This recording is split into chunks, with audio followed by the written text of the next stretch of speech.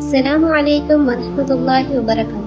உம்மு தர்தா மகளிர் இஸ்லாமிய கல்லூரியினால் வாரந்தோறும் நடைபெறும் சிந்தனை முத்துக்கள் நிகழ்ச்சியில் எம்முடன் இணைந்து கொள்பவர் ஹாரூன் ஹனிகா.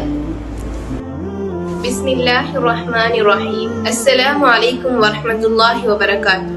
இரகசியமாக செய்யப்படும் தர்மம் அல்லாஹு தஆலாவின் கோபத்தை அணைத்து விடுகிறது என நபி ஸல்லல்லாஹு அலைஹி வஸல்லம் அவர்கள் கூறியதாக ஹஜ்ரத் அபு உமாமா ரலியல்லாஹு அன்ஹு அவர்கள் அறிவிக்கின்றார்கள். ஆதாரம் தபரானி.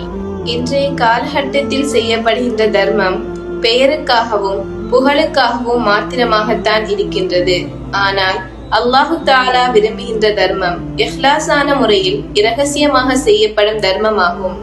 இது அல்லாஹு தஆலாவின் கோபத்தை அணைத்துவிடும். ஆகவே நாம் எல்லோரும் இஹ்லாஸான முறையில் இரகசியமாக தர்மம் செய்து அல்லாஹு தஆலாவின் பொருத்தத்தை பெறுவோமாக. ஆமீன்.